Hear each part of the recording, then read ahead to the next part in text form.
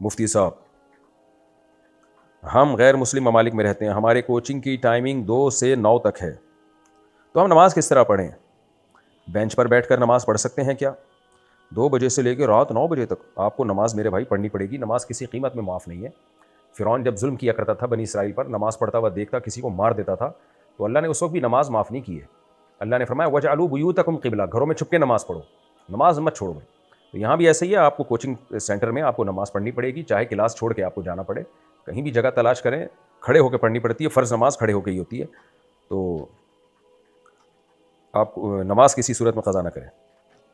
اگر غیر مسلم ملک میں نکاح خواہ موجود نہ ہو تو کیسے نکاح کر سکتے ہیں؟ دیکھیں نکاح بہتر یہی ہے کہ کسی نیک لوگ سے پڑھایا جائے, عالم سے, بزرگ سے, مسجد کے امام سے پڑھوایا جائے, کیونکہ ایک بہت ہی اہم موقع ہے. تو ایسے موقع پہ اپنے مذہب کو, اپنے دین کو ترجیح دینی چاہیے. آپ دیکھ لیں ہندو پنڈتوں سے نکاح پڑھواتے ہیں اپنا, عیسائی پادریوں سے پڑھواتے ہیں, غیر مسلموں میں بھی اب تک اتنا ہے کہ ایسے موقع پہ اپنے مذہبی رہنماؤں کو وہ ترجیح دیتے ہیں. تو اس لیے اور فقہاء نے مسئلہ لکھا ہے کہ یہ مستحب ہے, افضل ہے کہ نکاح جب پڑھوایا جائے تو کسی عالم دین سے یا کسی بزرگ سے, یا خاندان کا کوئی بزرگ ہو آپ کا جو نیک ہو, ان سے نکاح پڑھوانا چاہیے. لیکن یہ نکاح پڑھانے کی شرط نہیں ہے, بہتر ہے لیکن شرط نہیں ہے. نکاح کوئی بھی مسلمان پڑھا دے گا, ہو جائے گا. تو اگر غیر مسلم کنٹری میں آپ کو کوئی نہیں مل رہا نکاح پڑھانے والا, تو کسی بھی مسلمان سے پڑھوا دیں نکاح. کوئی بھی نیک آدمی ملے, نیک نہیں مل رہا تو جو مل رہا ہے وہ اس سے پڑھوا دیں.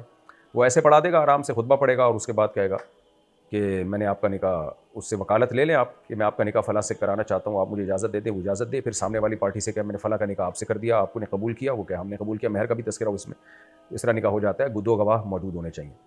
اور اگر کوئی تیسرا بندہ نکاح پڑھانے والا مل ہی نہیں رہا تو خود بھی پڑھا سکتے ہیں اپنے نکاح, خود بھی پڑھا سکتے ہیں 2 گواہوں کی موجودگی میں.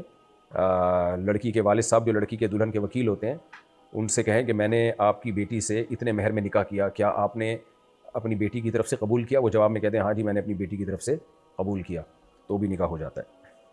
زنا نہ کرو بھائی, بس نکاح کرو, چاہے جیسے مرضی جیسے تیسے ہو کر لو.